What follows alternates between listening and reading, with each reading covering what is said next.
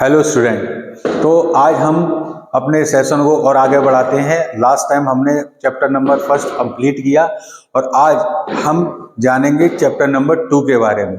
और chapter number 2 है हमारा इलेक्ट्रिक पोटेंशियल एंड कैपेसिटेंस। लेकिन इस चैप्टर को समझने के लिए कुछ की पॉइंट्स हमको पहले से आने चाहिए, वरना ये चैप्टर जब हम इसके एमसीक्यू लगाएंगे तो हमें काफी परेशानी होने वाली है। तो उसको परेशानियों को दूर करने के लिए कुछ छोटी छोटी बातें मैं आपको पहले से पहले बताऊंगा। अगर आपको वो चीजें इंपॉर्टेंट लगे तो आप निश्चित कर इसको वीडियो को पॉज करके और निश्चित ही अपनी कॉपी में उसको नोट करें। जैसे कुछ टर्म जो कि आप लोग जानते भी होंगे, कुछ फॉर्मूले भी हैं, मैंने यहाँ पर एक बना रखी है स्लाइड जिससे आपको कोई प्रॉब्लम ना हो। जैसे मैं आपको बताऊं इलेक्ट्रिक पोटेंशियल, सब लोग जानते हैं कि what is the electric potential, the work done to bring a unit positive charge from infinity to that point is known as electric potential. और बच्चों इसका सिंपल सा एक formula, general formula 10th class बताती थी, V equal to W upon Q। लेकिन आज इसका तो यूज है ही, इसके साथ ही हमको एक छोटी सी बात और आनी चाहिए, what is V equal to 1 upon 4 pi epsilon naught Q upon R। तो ये एक फॉर्मूला हमारे दिमाग में और होना चाहिए। अच्छा, इसके साथ एक और फॉर्मूला इसमें दे रखा मैंने आउटसाइड करके। आउटसाइड के लिए क्या करेंगे, आप छोटा r कर देंगे, बेसिकली होता कुछ नहीं है। अगर मैं एक स्फीयर को लेके चलूं, ये बहुत इंपॉर्टेंट कॉन्सेप्ट बता रहा हूं, आप सब लोग इसको दिमाग में बिल्कुल सेट कर लें कि अगर मेरे पास एक स्फीयर है तो स्फीयर के अंदर जो इलेक्ट्रिक फील्ड होता है बच्चों 0, बट जो इलेक्ट्रिक पोटेंशियल होता है वो नॉट 0। इसीलिए यहां पर आप एक ग्राफ भी देख रहे होंगे। ये ग्राफ आपको क्या बताने की कोशिश कर रहा है, इसको मैं एक्सप्लेन कर देता हूं। सपोज दैट मेरे पास एक स्फीयर है और स्फीयर का ये गया सेंटर, तो सेंटर से हम इस ग्राफ को बनाएंगे। ये एनसीईआरटी में भी आपको एक ग्राफ देखने को मिल जाएगा। तो मान लेते हैं इस स्फीयर की जो रेडियस है वो है हमारी r। तो जहां तक r है उसके अंदर ये क्या कहलाएगा, इनसाइड पॉइंट, इसके बाद आउटसाइड पॉइंट, और ये हो गया हमारा रेडियस पॉइंट। तो 0, अगर कोई आपसे पूछे what is the electric potential at this point, तो आप फॉर्मूला लिखेंगे V इक्वल टू के वही है 1 upon 4 pi epsilon naught, K equal to Q upon capital R। ध्यान रखें, अगर आपसे कोई पूछ रहा है यहां पर क्या है इलेक्ट्रिक पोटेंशियल, तब भी फॉर्मूला यही लगेगा, कोई वैल्यू चेंज नहीं होगी। आपसे पूछे बिल्कुल सरफेस पे क्या है, तब भी फॉर्मूला यही लगेगा, कोई चेंज नहीं होगा। लेकिन इसके बाद वो कहीं आपसे आउटसाइड पूछ ले तो हमारा जो इलेक्ट्रिक जो पोटेंशियल है वो हमारा डिस्टेंस के साथ गिरता जाएगा। मतलब बाहर आउटसाइड द स्फीयर अगर पूछे तो फॉर्मूला हो जाए V बराबर K Q upon small r। इसलिए शुरुआत में ये दो फॉर्मूले आपके सामने। ओके, इसके बाद एक छोटा सा रिलेशन है जो कि बहुत इंपॉर्टेंट है। आने वाले इस चैप्टर में जितने भी एमसीक्यू होंगे काफी मिलेंगे आपको इसके, कि E equal to dV over dr। Basically इसको आप V अपॉन R के टर्म में भी समझ सकते हो। कैसे, हमें मालूम है E बराबर होता है K Q upon R square और V बराबर होता है K Q अपॉन R। तो इसका मतलब क्या हुआ, अगर मैं B में एक R का डिवाइड कर दूं तो जब एक तरफ करोगे तो दोनों तरफ करना पड़ेगा, तो V अपॉन R किया तो ये पूरा टर्म क्या बन गया E, तो E बराबर हो गया V अपॉन R। थोड़ा सा आगे बढ़ते हैं।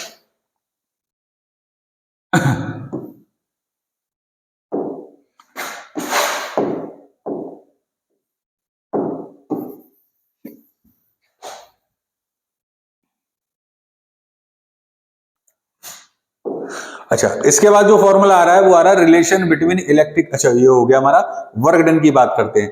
अब वर्क डन क्या होता है, जैसा भी मैंने आपको डेफिनेशन बनाई, the work done to bring a unit positive charge from infinity to that point is known as electric potential. तो एक छोटा सा फॉर्मूला दिमाग में रखो, दैट इज W बराबर delta VQ, where delta V is V2 minus V1।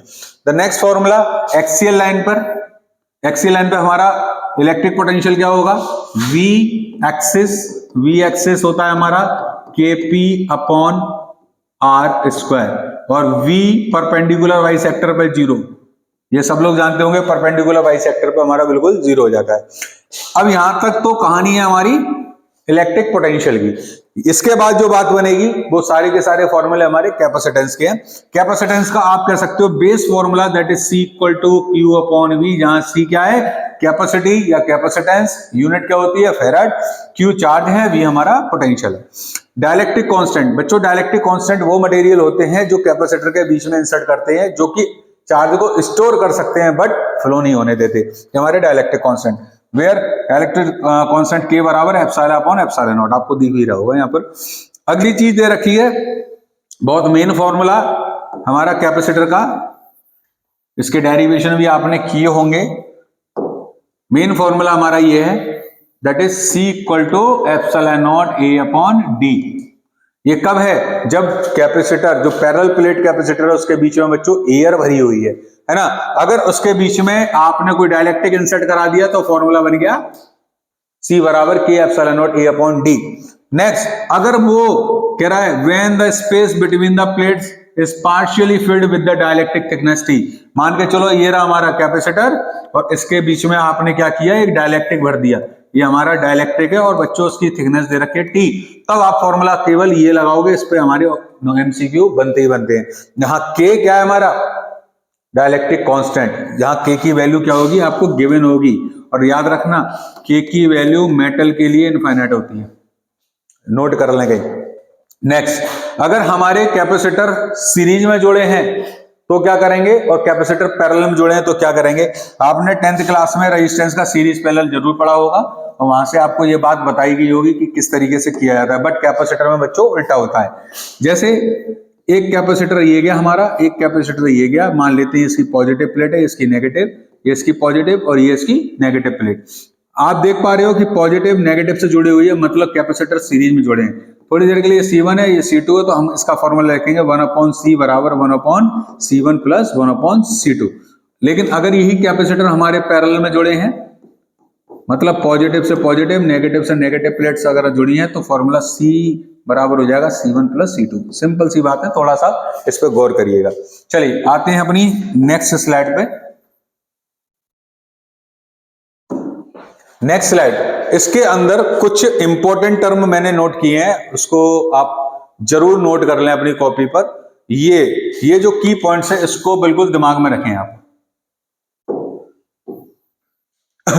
इसका मतलब है अगर हम कैपेसिटर्स को सीरीज में जोड़ेंगे, किस में जोड़ेंगे, सीरीज, जैसा मैंने भी आपको सिखाया, तो अगर कैपेसिटर हमारा सीरीज में जुड़ा है तो सारे के सारे कैपेसिटर पे चार्ज हमारा सेम रहेगा। याद रखना, रेजिस्टेंस में करंट सेम रहता है सीरीज में, उसी तरह कैपेसिटर में चार्ज सेम रहेगा। अगर हम पोटेंशियल की बात करें, पोटेंशियल डिफरेंस, तो हमारा जो पोटेंशियल डिफरेंस है सबका जुड़ जाएगा। मतलब अगर मैं बात करूं तो कैपेसिटर या 3 कैपेसिटर मैंने सीरीज में जोड़ दिए, तो इन सारे के सारे कैपेसिटर पे जो चार्ज है इंडिविजुअल हर एक कैपेसिटर पे वो बराबर होगा, लेकिन सबके जो पोटेंशियल डिफरेंस होंगे वो सब क्या होंगे, बाद में जोड़ दिए जाएंगे, इक्विवेलेंट बना दिए जाएंगे। अगली कहानी, अगर कैपेसिटर बच्चों पैरेलल में जुड़ा है, अगर कैपेसिटर पैरेलल में जुड़ा है तो नेट कैपेसिटेंस हमारा क्या होगा, C1 C2 C3, तीनों को जोड़ दो जितने कैपेसिटर है। साथ के साथ ये भी याद रखो कि अगर कैपेसिटर हमारा पैरेलल में जुड़ा है तो उस पर जो भी पोटेंशियल होगा वो पोटेंशियल हमारा क्या होगा, इक्वल होगा। मतलब जो सीरीज कॉम्बिनेशन था उसमें पोटेंशियल जुड़ते थे और जो पैरेलल कॉम्बिनेशन होता है उसमें चार्ज जुड़ते हैं। तो आप इसको जरूर नोट कर लें क्योंकि ये हमारी चीज काम में आने वाली है। ओके, इसके बाद ये कुछ एनर्जी के फॉर्मूले हैं, आई होप कि आपको मालूम होंगे। ये U बराबर हाफ CV², बहुत फेमस फॉर्मूला है हमारे पोटेंशियल एनर्जी निकालने का, किसका, कैपेसिटर का। इस पर भी बच्चों एक MCQ है, वो भी हम आपको कराएंगे। इसके बाद जो मेन कंसर्न है वो इस टेबल से है। इस टेबल को जरा फोकस में आप रखिए, इसको ध्यान रखिए कि कैसे क्या करना है। बच्चों 2 केस आते हैं, एक हमारे पास मान के चलो एक कैपेसिटर दे रखा है, ध्यान से समझे इसको, ये रहा हमारा वो कैपेसिटर। हमसे कहा है इस कैपेसिटर को हमने एक बैटरी से चार्ज किया, ठीक है साहब, हमने चार्ज कर दिया। मान लेते हैं इसके ऊपर जब चार्ज कर रहे थे किसी पोटेंशियल V से, तो इसके ऊपर कोई चार्ज इकट्ठा हो रहा है, +Q -Q ऐसे। अब वो हमको कंडीशंस देगा, क्या? पहली कंडीशन कुछ इस तरीके से देगा कि इस कैपेसिटर की प्लेट के बीच में आप एक डाइलेक्ट्रिक भर दीजिए। ठीक है साहब, हमने भर दिया। और जो ये बैटरी है इसको आप रिमूव कर दें, तब क्या होगा? पहली बात। दूसरी कंडीशन आपको ये भी दे सकता है कि आप डाइलेक्ट्रिक भरिए और बैटरी को भी लगा रहने दीजिए, तब क्या होगा? तो इसके लिए यहां पर मैंने एक टेबल आपके सामने रखी है, इसको देखकर आप आसानी से समझ सकते हैं। यहां पर फिजिकल क्वांटिटीज दे रखे हैं जिनमें वेरिएशंस आते हैं। मतलब व्हेन बैटरी रिमेन्स कनेक्टेड, जब डाइलेक्ट्रिक भर रहे हो और बैटरी भी कनेक्ट है, तब आप देखिए कैपेसिटेंस जो सी होगा वो के टाइम्स बढ़ जाएगा। डायरेक्ट आंसर लिखना है। चार्ज जो होगा क्यू, वो के टाइम इंक्रीज हो जाएगा। इलेक्ट्रिक फील्ड जो है वो कांस्टेंट रहेगा। उसके बाद इलेक्ट्रिक पोटेंशियल भी कांस्टेंट रहेगा। इलेक्ट्रोस्टैटिक एनर्जी स्टोर हमारी के टाइम इंक्रीज हो जाएगी। नेक्स्ट अगला कह रहा है when battery is removed before introduction of dielectric, मतलब आपने बैटरी को हटा दिया और डाइलेक्ट्रिक इंसर्ट कराया, तब के इंक्रीज होगा, मतलब चार्ज जो है हमारा के टाइम इंक्रीज होगा, हमारा कैपेसिटेंस के टाइम इंक्रीज होगा, और जो चार्ज है वो हमारा कांस्टेंट रहेगा। इलेक्ट्रिक फील्ड हमारा 1/k टाइम्स हो जाएगा एंड इलेक्ट्रिक पोटेंशियल डिक्रीज हो जाएगा 1/k टाइम्स, और इलेक्ट्रोस्टैटिक एनर्जी स्टोर जो होगी वो भी 1/k टाइम्स हो जाएगी। तो ये आपको बहुत हेल्प करने वाला है, क्योंकि ये इस तरीके के क्वेश्चन सीबीएसई में कभी ना कभी आपने देखा होगा पेपर में, 2-3 पेपर के बाद ही आपको रिपीट होते हुए दिखते जाएंगे। चलिए अब हम अपना सेशन शुरू करते हैं, जिसके लिए हमने ये सब चीज पढ़ी, और वो है हमारा एमसीक्यूज। तो कुछ एमसीक्यू हर बार की तरह मैं आपसे कहूंगा कि आसानी से देखिए फटाफट से, और वीडियो को पॉज करिए और आंसर लगाते चले जाइए। चलिए, तो पहला एमसीक्यू कह रहा है कि the ratio of charge to potential of a battery is known as. अब अभी जब हमने इसको रिवीजन किया तो सबसे पहला फॉर्मूला कैपेसिटेंस का आया C = Q/B, यहीं से शुरुआत हुई थी। अब देखो बच्चों ये क्या है? चार्ज अपॉन पोटेंशियल, तो उसका रेशियो क्या कहलाएगा? कैपेसिटेंस। खत्म, पहले क्वेश्चन खत्म हो गया। अब दूसरा क्वेश्चन कह रहा है हमसे, अब देखो जब भी ऐसे क्वेश्चन आए इसका मैं बहुत बढ़िया ट्रिक बताता हूं। आप क्वेश्चन को पढ़िए और पढ़ने के बाद जो जो नंबर दे रखे हैं उसको नोट करते जाइए फटाफट, कि on moving charge of 20 coulomb, तुरंत मुझे 20 दिखा तो मैंने Q = 20 लिखा। ठीक है, 2 सेंटीमीटर, R बराबर दे रखा है 2 सेंटीमीटर, फिर उसके बाद जे मालूम है मुझे, वर्क होता है 2 जूल हो गया।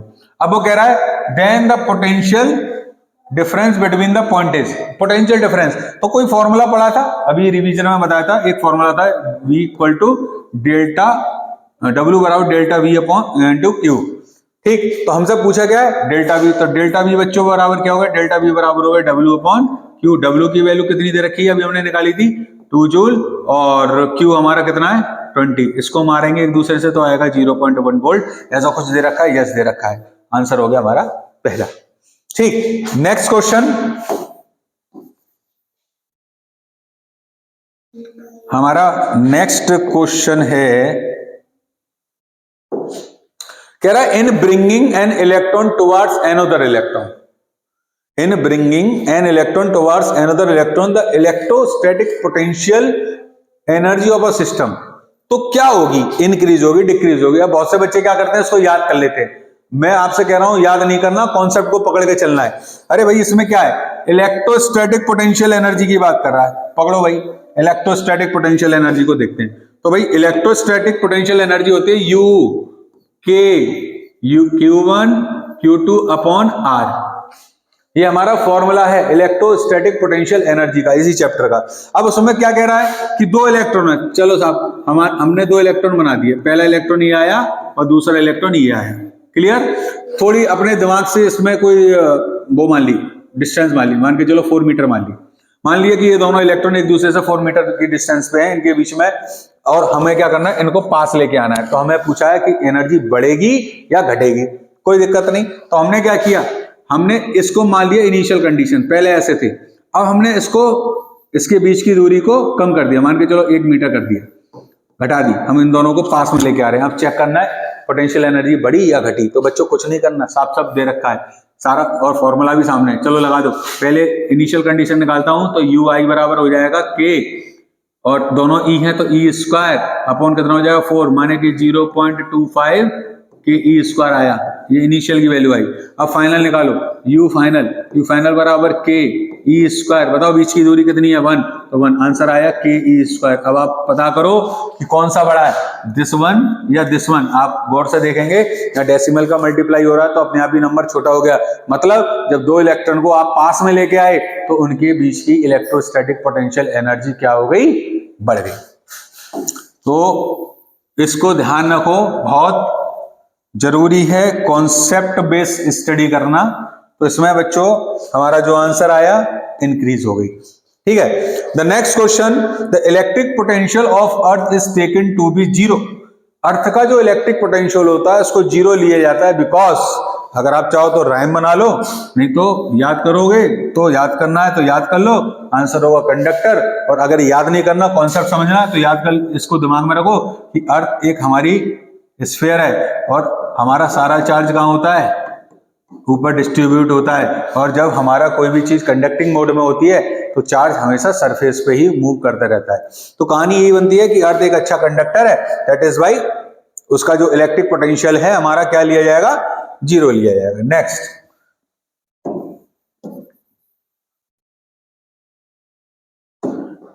ये रहा हमारा नेक्स्ट क्वेश्चन। क्वेश्चन नंबर 5, ठीक। क्वेश्चन नंबर 5 कह रहा है some charge is being given to the conductor then its potential. अगर हमने किसी कंडक्टर को कुछ चार्ज दिया तो बताओ इसमें से क्या होगा, is maximum at the surface. Charge मतलब हम चार्ज दे रहे हैं तो वो सरफेस तो मैक्सिमम हो जाएगा। Is maximum at the centre, centre पे तो कोई बात ही नहीं करनी है। Remain the same through out the conductor, यही आंसर है बच्चों, remain the same through out the conductor. आपको याद रखना है कि जब भी हम कोई चार्ज फ्लो कराते हैं कंडक्टर में या कोई करंट फ्लो कराते हैं तो सारा का सारी एनर्जी हमारी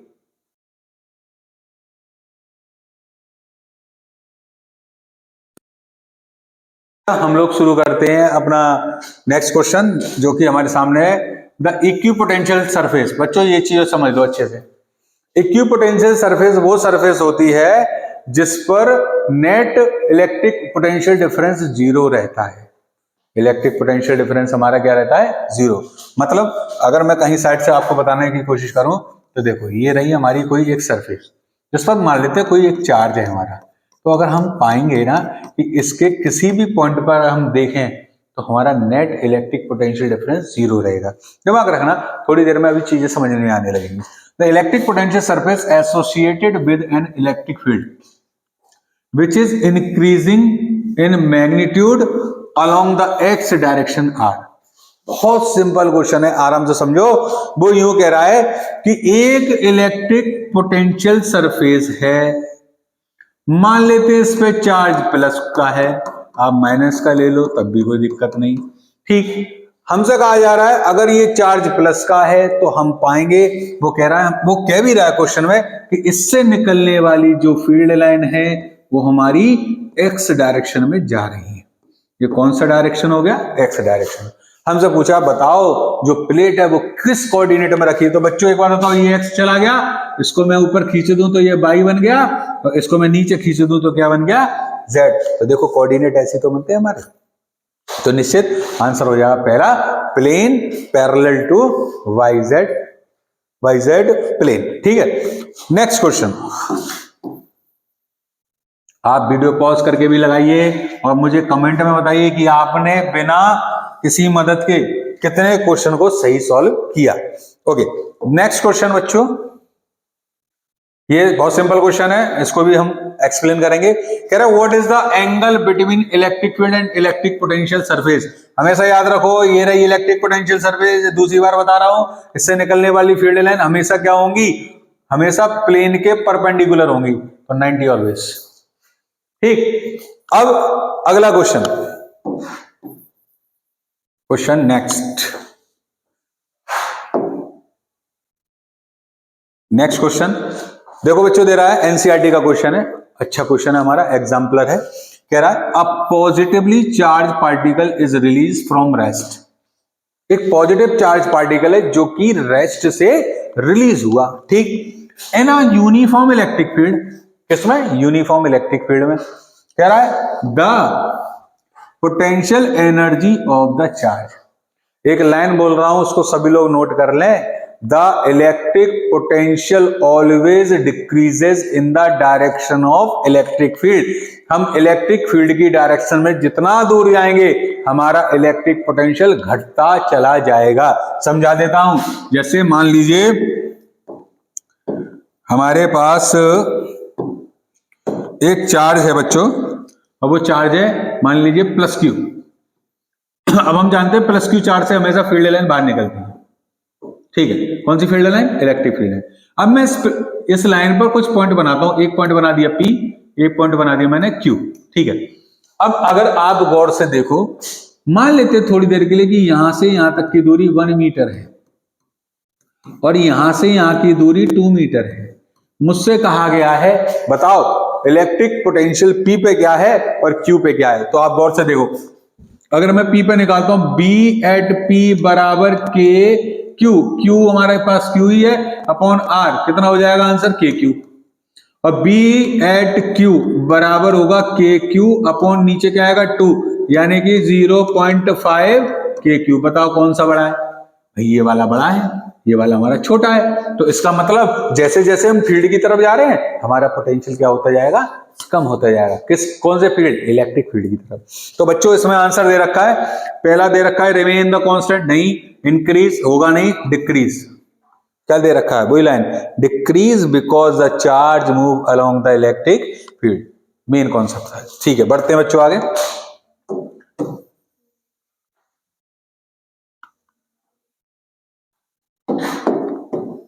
एक अच्छा सा क्वेश्चन है, इसको समझो। इसमें हमको 3 डायग्राम दे रखे हैं, 1 2 3, और हमसे क्वेश्चन पूछा है the figure shows some equipotential line distributed in a space, a charge object is moved from point A to point B. तो मतलब हम कोई चार्ज ऑब्जेक्ट है जो ए से कहां जा रहा है? बी पे जा रहा है। इस फिगर में भी, इस वाले में भी, इसमें भी, और तीनों फिगर में। हमसे पूछा है बताओ भाई इन 4 बातों में से कौन सी बात सही है। तो पहले हम चेक कर लेते हैं।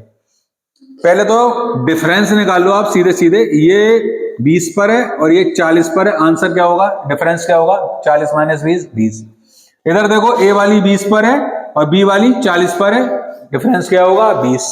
इधर देखो ए वाली 20 पर है, बी वाली 40 पर है, डिफरेंस क्या होगा? 20। मतलब आंसर हो जाएगा हमारा third, the work done is same in figure 1, figure 2 and figure 3। Simple. Next question, question number next. कुछ बड़ा सा क्वेश्चन दिख रहा है भाई ये तो, पर कोई बड़ा नहीं, चलो समझते हैं इसको। हमसे कहा है the electrostatic potential on the surface of a charge conducting sphere is 100 volt. मतलब एक चार्ज कंडक्टिंग स्फीयर है, उस कोई भी चार्ज मान लो, मैंने पॉजिटिव मान लिया, मे भी हो सकता है दे रखा हो, इस पर जो हमारा पोटेंशियल है 100 वोल्ट सरफेस पे। कह रहा है 2 statement are made in this regard. 2 statement दिए गए हैं, देखते हैं भाई क्या होता है। पहला, at any point inside the sphere electric intensity is 0। आपको याद हो मैंने वीडियो के शुरू में ही आपको ये बात बताई थी कि कोई भी हो इलेक्ट्रिक फील्ड अंदर हमेशा 0 रहेगा। बिल्कुल सही बात कह रहा है। अगली कहानी, at any point inside the sphere the electrostatic potential is 100 volt. बिल्कुल सही बात है कि भैया अंदर कहीं भी हो पोटेंशियल कभी 0 नहीं होगा, और कितना होगा? जितना सरफेस पे। मतलब S2 भी सी, तो ऑप्शन हो जाएगा सी। S1 is true, S2 is true and S1 is the cause of S2। ठीक, the next slide, question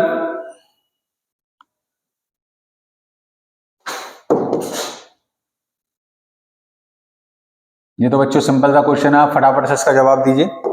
question है हमारे पास the equipotential at the great distance from a collection of a charge whose total sum is not 0 or approximately, याद रखना, sphere is the answer. आगे आपको अगले question में एक फिगर दे रखा है, उस फिगर में आपको कैपेसिटर्स लगे हैं और आप पहचानिए ये किस कॉम्बिनेशन में लगे, तो भाई ये कॉम्बिनेशन हमारा है पैरेलल कॉम्बिनेशन। हमसे पूछा क्या है, 4 capacitor each 50 microfarad are connected as shown in figure. The DC voltmeter V reads 100 volt, the charge on each plate capacitor, माने हर प्लेट कैपेसिटर पे चार्ज क्या होगा। तो बच्चों इसको तो बातों से खत्म करते हैं, वैसे फॉर्मूला दे रखा है भाई, ये दोनों पैरेलल में, ये 50 ये 50, तो टोटल कितना हो गया भाई, बना लो यहाँ पर, ये टोटल हो गया हमारे पास 100 फैरेड, 100 माइक्रोफैरेड। सिमिलरली ये भी हमारा क्या हो जाएगा, 100 माइक्रोफैरेड हो जाएगा। उठाया हमने, इसको जोड़ दिया किससे, अपनी बैटरी से लिया और ये जोड़ दिया। बैटरी वगैरह दे रखी है, 100 वोल्ट की बैटरी दे रखी है। अब आप गौर से देखो, ये दोनों किस में आ गए, सीरीज में आ गए। और सीरीज कॉम्बिनेशन कैसे सॉल्व होता है, 1/c equal to 1/c1 plus 1/c2। तो अगर मैं इनकी वैल्यू लगाऊं तो 1/100 प्लस के 1/100 यानी कि कितना हो गया 2/100, यानी कितना हो गया 1/50। और मुझे तो c चाहिए, तो भाई c बराबर हो गया मेरा 50 माइक्रोफैराड। अब मेरे पास c निकल आया, माने इक्विवेलेंट कैपेसिटेंस या इफेक्टिव कैपेसिटेंस मेरे हाथ में आ गया।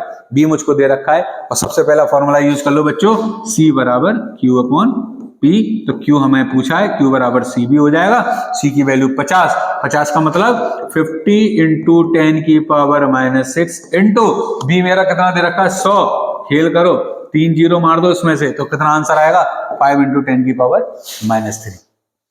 ओके, अब हमारे पास एक और विचित्र सा फिगर दे रखा है। फिगर को देखो, याद रखना, जितने भी क्वेश्चन आएंगे ना फिगर वाले, वो सबसे इजी होते हैं, क्योंकि उसमें आपको सपोर्ट करने के लिए फिगर दे रखी है। तो आप फिगर को ऑब्जर्व करो, एनसीईआरटी का एग्जाम्पल है ये भी। क्वेश्चन बहुत अच्छा है बच्चों, आया हुआ क्वेश्चन है। बढ़ते हैं आगे, आप इसको पढ़ना चाहें तो पढ़ते हैं। चलो, A parallel plate capacitor is made two dielectric block in series। Series में वो बोल भी रहा है, हमें पहचान में भी आ रहा है। One of the block has the thickness D1, एक की D1 है, and the dielectric constant K1 है, and other has the thickness D2, और दूसरी की thickness D2 है, and dielectric constant K2 है, shown in figure। कह रहा है this arrangement can be thought as a dielectric slab of thickness D, D1 plus D2, मतलब दोनों को अगर हम सम कर लें तो total thickness D1 plus D2 हो गई, and the effective dielectric constant K। Then K की वैल्यू बच्चों हमसे पूछ ली। कुछ नहीं करना बच्चों, सिंपल सा दिमाग में एक ही फॉर्मूला था, वो याद रखो जो मैंने आपको शुरुआत में बताया था, that is C equal to epsilon naught A upon D। और यहां पर क्योंकि डायलेक्ट्रिक भरा है तो K का मल्टीप्लाई भी होना है। तो कितने कैपेसिटर है, 2, और और दोनों कैपेसिटर किसमें जुड़े हैं, सीरीज में। चलो तो जोड़ देते हैं भाई कहानी। मान लेते हैं पहला हमारा क्या हो जाएगा C1 को मैं क्या लिख दूं, K1 epsilon naught A upon D1। Okay, C2 बराबर क्या हो जाएगा, K2 epsilon naught A upon D2। ठीक है साहब, अब हमें क्या करना है, इन दोनों को सीरीज में लाना है। अब सीरीज में लाओगे कैसे, 1/C बराबर 1/C1 प्लस 1/C2। अब देखो एक काम करना, और सब बच्चे क्या करते हैं, यहीं पर अपनी वैल्यू को पुट कर लेते हैं, तो हो सकता है बाद में आके दिक्कत बैठे। पहले इसकी कहानी को सेट कर लो। क्या, अगर मैं इसका एलसीएम लेता हूं तो आता है C1 C2, और ये हो जाएगा हमारा C2 प्लस C1। रेसिप्रोकल लोगे क्योंकि ये 1/C है, हमें तो C चाहिए, तो C बराबर है, C इक्विवेलेंट समझ लो, बराबर आ गया C1 C2 upon C2 plus C1। अब बच्चों हमें कुछ नहीं करना इस क्वेश्चन में, केवल इन वैल्यूज को लाकर यहां लगाना है और सोल्यूशन करना है। यहां एप्सिलॉन नॉट A वाले टर्म्स हमारे कॉमन लेके कैंसिल हो जाने हैं, और कैंसिल हो जाने के बाद हमको जो आंसर मिलेगा बच्चों, C आंसर मिलेगा। आप इसको चेक करें अच्छी तरीके से। ओके, मैं बढ़ता हूं अपने नेक्स्ट क्वेश्चन पर। हमारा नेक्स्ट क्वेश्चन है, देखो ये क्वेश्चन फिर आ गया, मैं बार बार कह रहा था ना आपसे, इक्विपोटेंशियल सरफेस इंपॉर्टेंट कॉन्सेप्ट है, उसको अच्छे से याद रखो। कह रहा है equipotential surface are closer in the region of large electric field compare to the region lower electric field. बिल्कुल सही बात। Will be more crowded near the surface of a conductor. बिल्कुल सही बात। याद रखना, हमारा जो शार्प एज होती है उस पर ज्यादा क्लोज होता है। ठीक है, अगली बात कि will be more crowded near the region of large charge density. जहां लार्ज चार्ज डेंसिटी होगी वहां पे भी हमारा इक्विपोटेंशियल सरफेस होगा। तो हमारा इसका जो ऑप्शन बनेगा बच्चों, ऑल ऑफ द एबव। ठीक, the question number 15 is that, question number 15 बहुत सिंपल सा क्वेश्चन है, कॉन्सेप्चुअल क्वेश्चन है, समझने की कोशिश करें। कह रहा है a 2 microfarad capacitor is charge to 200 volt. Okay, ठीक है साहब। And then the battery is disconnected. देखो ये वो टेबल थी जो मैंने आपसे कहा था, इसको नोट कर लो, और देखो उसी पर क्वेश्चन भी आ गया। वो कह रहा है एक हमारा कैपेसिटर है, कितने हैं, 2 माइक्रोफेरेड का है, इसको बच्चों हमने जोड़ दिया किस कौन सी बैटरी से, 200 वोल्ट की बैटरी से। अब तक की कहानी। आगे कह रहा है when it connected in parallel to another uncharged capacitor, a potential difference between the plates of both is 40 volt। मतलब अब वो हमसे कह रहा है साहब बैटरी तो हटाओ और इसको एक नए कैपेसिटर के साथ आप जोड़ दो, जो कि हमारा अनचार्ज कैपेसिटर है। कैसा है, चार्ज नहीं है। और कह रहा है कि जब आप इसको ऐसे जोड़ते हो तो दोनों के बीच में जो पोटेंशियल डिफरेंस आता है वो 40 वोल्ट का आता है। अब नया कैपेसिटर जो आपने जोड़ा उसकी वैल्यू क्या है। ठीक, आराम से समझ गए आप इतनी बात को। बच्चों मैं आपको एक कॉन्सेप्ट देता हूं, कभी भी ये पैरेलल में आए तो आपको केवल एक फॉर्मूला रखना है, that is V equal to, V equivalent कर सकते हो, कॉमन कह सकते हो, C2B2 plus C1B1 upon C2 plus C1। ठीक, क्या फॉर्मूला लगाना है, ये कब लगेगा, ये जब लगेगा जब इस तरीके से पैरेलल में जोड़ा जाए। अब हमारे पास क्या क्या है, C1 है 2 माइक्रोफेरेड, B1 है 200, C2 हमारा निकालना है और B2 भाई 0, क्योंकि B2 का तो कोई कहानी नहीं।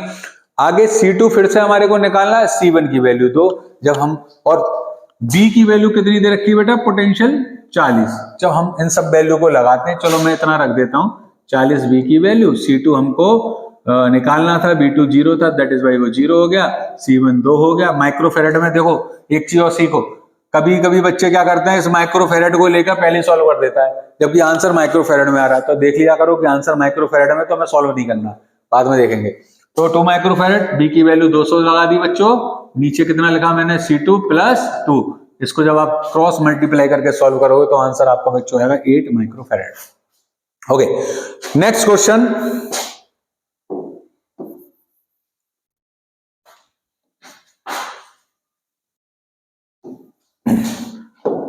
नेक्स्ट क्वेश्चन हमारा दे रखा है, 2 आइडेंटिकल मेटल प्लेट्स, कितनी प्लेट है, 2, separated by a distance small d from a parallel plate capacitor, a metal sheet of thickness d by 2 is inserted between the plates. The ratio of the capacitance after the insertion of sheet of that before insertion it। बच्चों आपने याद करो, जब मैं आपको शुरुआत में concept सिखा रहा था तो मैंने आपको एक फॉर्मूला और दिखाया था, आप वीडियो को पीछे ले जाके देख सकते हैं। वो फॉर्मूला था, जब देखो मैं आपको पहले बता दूं, इसमें कुछ नहीं है, इसका कहानी ये है कि सपोज दैट मेरे पास एक कैपेसिटर है, इसका ये प्लस प्लेट है माइनस प्लेट है, अभी इसके बीच में एयर भरी हुई है। ठीक है, जब एयर भरी है तो फॉर्मूला होता है C0 बराबर epsilon naught A upon D। अगर मैं इसमें कोई एक डाइलेक्ट्रिक भर देता हूं जिसका कांस्टेंट K है और थिकनेस बच्चों T है, तब इसका फॉर्मूला बन जाता है C बराबर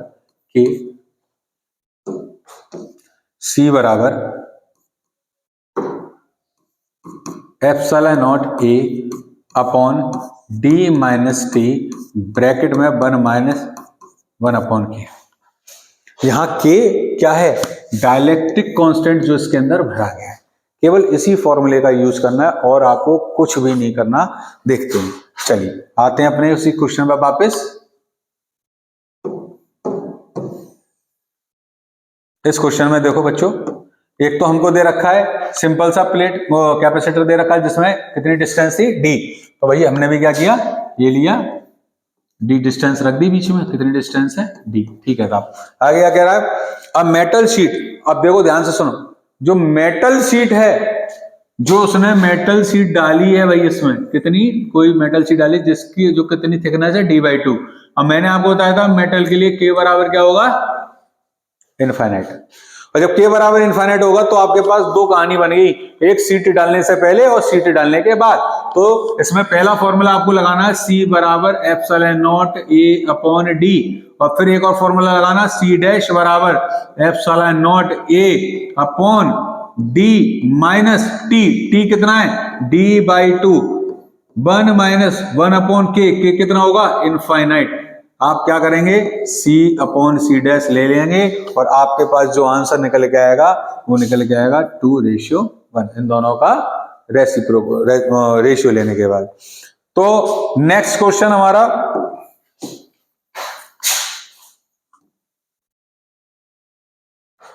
सेवनटीन क्वेश्चन। देखो ये वाला क्वेश्चन भी बहुत सिंपल है, एक लाइन में इसको खत्म भी कर देंगे हम कि n आइडेंटिकल कैपेसिटर, कितने n number capacitor join in parallel में जोड़ दिए, are charge to a common potential, और सबको कॉमन पोटेंशियल से उन्होंने क्या कर दिया कनेक्ट कर दिया। द बैटरी इज डिस्कनेक्टेड, और अब उसने क्या किया बैटरी को डिस्कनेक्ट कर दिया। Now the capacitor are separated and join in series, और फिर उसके बाद उन सारे कैपेसिटर को उसने सीरीज में ज्वाइन कर दिया फॉर अ न्यू कनेक्शन। देखो ध्यान से सुनो, फिर से सुनो, उसने क्या किया बहुत सारे कैपेसिटर लिए, बहुत सारे, उसने बहुत सारे कैपेसिटर उठाए, ठीक है, और हर कैपेसिटर को किसी एक बैटरी बी पोटेंशियल वाले से जोड़ दिया, और फिर जब ये चार्ज हो गए तो इन चार्ज होने के बाद इन सबको आपस में सीरीज में जोड़ दिया। अब वो कह रहा है फॉर न्यू कैपेसिटेंस, नए कैपेसिटेंस के लिए। तो आपको याद करो, वीडियो को फिर से शुरुआत करो, और शुरुआत में आप देखना मैंने आपको सीरीज कॉम्बिनेशन की कहानी बताई थी। सीरीज कॉम्बिनेशन में क्या होता है बच्चों, जो चार्ज होता है सारे कैपेसिटर पे सेम हो जाता है, और जो पोटेंशियल होता है वो सारे कैपेसिटेंस का जुड़ जाता है। तो हमें यही ढूंढना है, कह रहा है energy and potential difference both remain uncharged, छोड़ो, energy will remain same, energy तो सेम रह रही है, एनर्जी मतलब चार्ज की कहानी। Potential difference will become N B, माने एन टाइम। यस, बिल्कुल सही जवाब, ये हमारा बिल्कुल सही जवाब है। तो आज के लिए बच्चों हम इतना ही रखते हैं, और आशा करते हैं कि आपको ये सारे कॉन्सेप्ट समझ में आए होंगे, और निश्चित ही आपकी जो मैंने शुरुआत में आपको फॉर्मूले वाला सेशन लिया है वो आपको समझ में ही आया होगा, और उससे आपके कई सारी जो कॉन्सेप्ट इधर उधर हिल रहे थे इस चैप्टर में वो क्लियर हुए होंगे। आज 17 क्वेश्चंस लेके आए, कल फिर मिलते हैं इसी वीडियो में, तब तक के लिए धन्यवाद, थैंक यू।